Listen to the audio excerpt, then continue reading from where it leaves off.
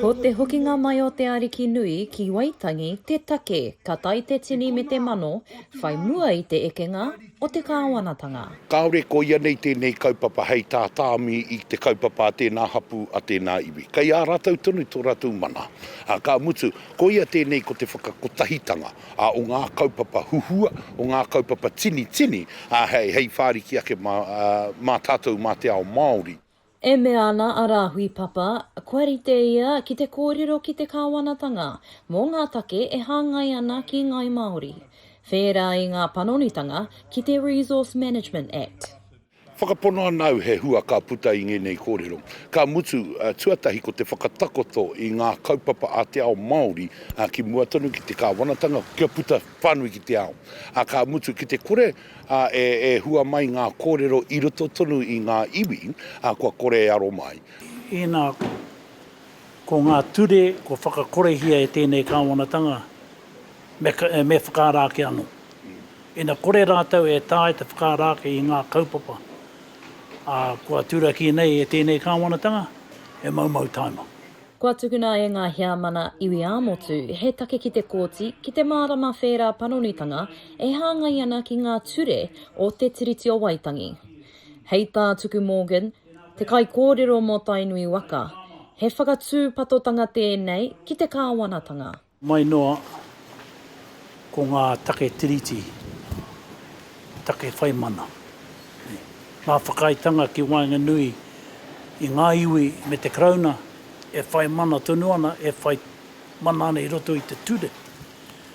Nā i tēnei wā tonu ko ngā panonitanga o te RMA e tūkino ana i o mātou tika, tō mātou mana, i raro i te Treaty o Waitangi. Te wahanga kia Ngāti Pātu e pērāna.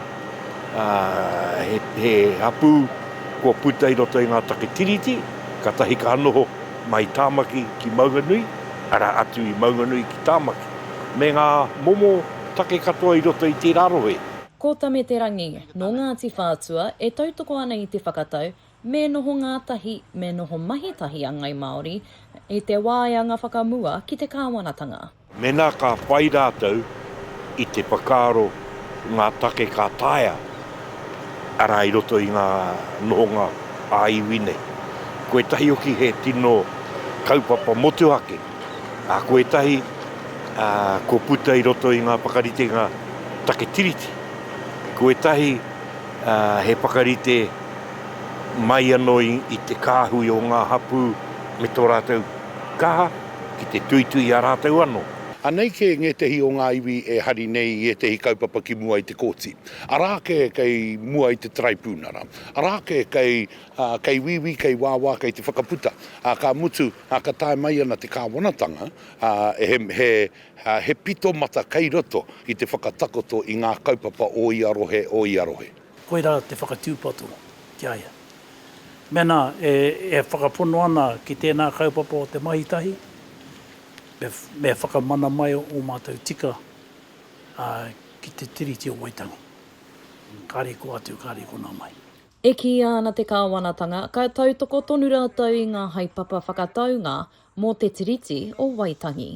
Mai o Hapānapa, mā aukaha.